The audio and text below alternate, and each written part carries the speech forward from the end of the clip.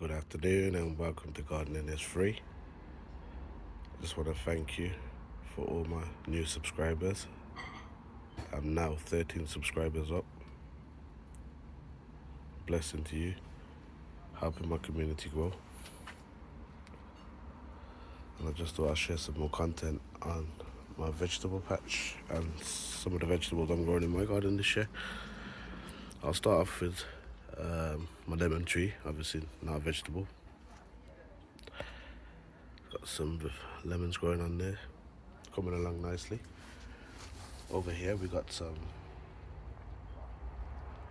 aubergines. They've only just been planted in, so I'm interested to see how they get along. We got some tomatoes. We've got tons of tomatoes to show you, all different varieties. I do believe some of them are Roma variety. You got some cherry tomatoes, and you got some steak tomatoes as well.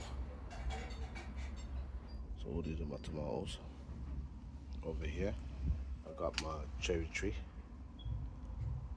and this is a dwarf variety, and they're self-pollinating as well, meaning that they'll just fruit themselves. So it'll be interesting to see that. I've only had this year, so this is first year of growth. Could be up to 2 years before I see cherry on that, maybe even 3. But patience is a virtue. Moving along, we've got some carrots that I've recently planted. And one thing I love about carrots, you can plant them all year round really. It's one of them vegetables. Over here, we got some strawberries. We have got some strawberries there. We have picked loads of strawberries off here already. And just moving along down here, got some squash. Long squash. I've picked a few of these already. Really tasty, very nice. My mum made a curry out of it. Really nice. Over here we got some tomatoes, more tomatoes. And along here we got yellow zucchini. I have seeded some more, so we'll be planting them soon. And down there you can see a yellow zucchini that didn't pollinate correctly, so that won't grow unfortunately. We'll explain some of the pollination in a minute, because you do have to pollinate these yourself and help nature itself. Over here we've got loads of sweet corn, tons of sweet corn, as you can see.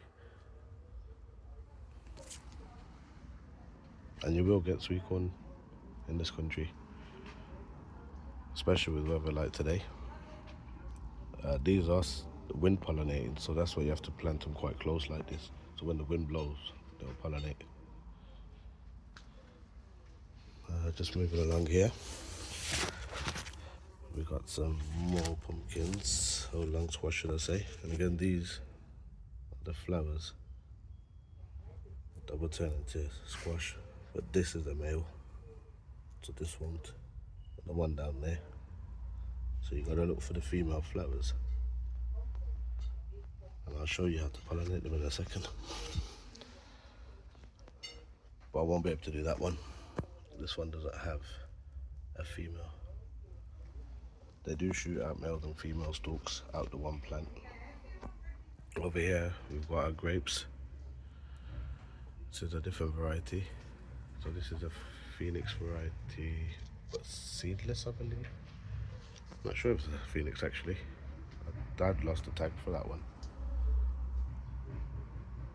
But this one's I've had longer than the other one, and as you can see this one fruits loads. It's just full of grapes, top to bottom.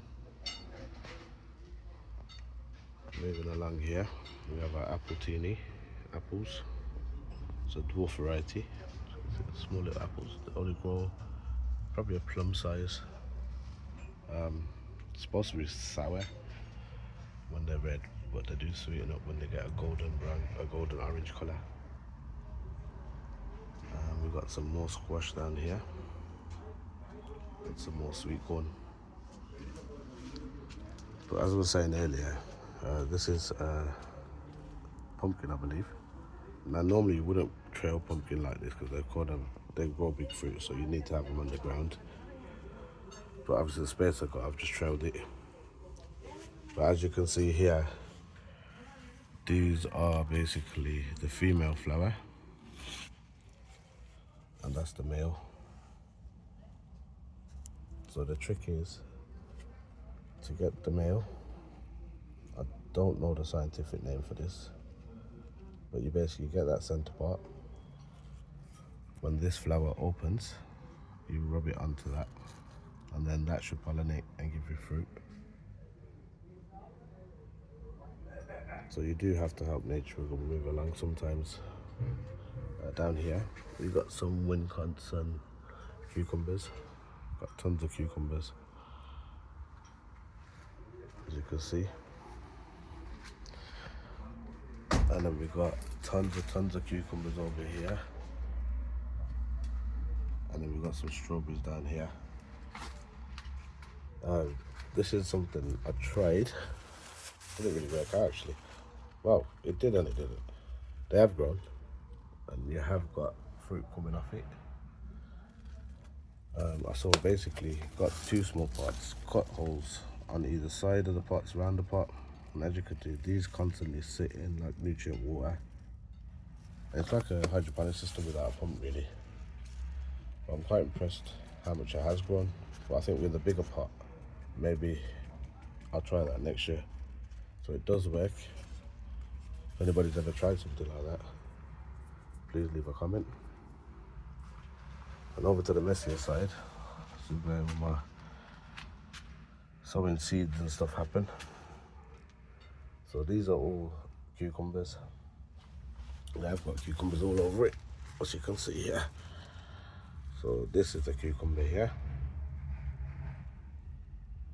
That will grow to probably 2 to 3 inch, probably 3 to 4 inches. They kind of got like spikes on them. They're not smooth cucumbers, and they're used for they're really good for pickling and making pickle, which is quite interesting. I haven't tried, but we'll try this year. I was looking for a normal cucumber variety. I still have time, so I might sow some when I get a chance to purchase some seeds. Majority of all the seeds I bought from my vegetables are from Amazon, different companies I use.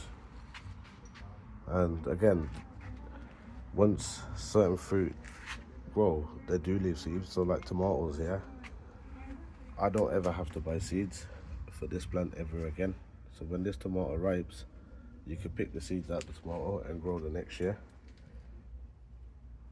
So everything you see here is going to be self-sustaining. There's only some things you won't be able to, like sweet corn is more of a thing that you have to plant every year with seeds.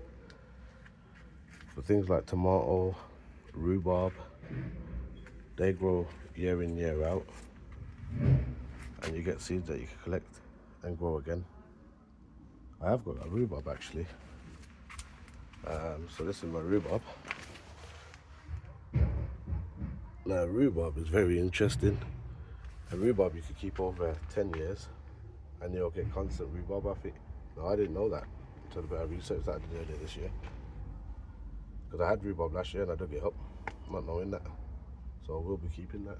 And again, it's lovely for your desserts, cakes, making jams, all sorts. Rhubarb's a really, really nice vegetable. But yeah, this is basically my vegetable patch. We've got tons of different vegetables. I have mixed in the flowers, which I'm not really speaking about in this video, as you can see. And there is an interesting one down here, which is a bit of a surprise video coming up hopefully soon when I get one open. There's a special story about that flower. But other than that, thank you again, and please leave comments and don't forget to share and subscribe. I'll see you on the next one.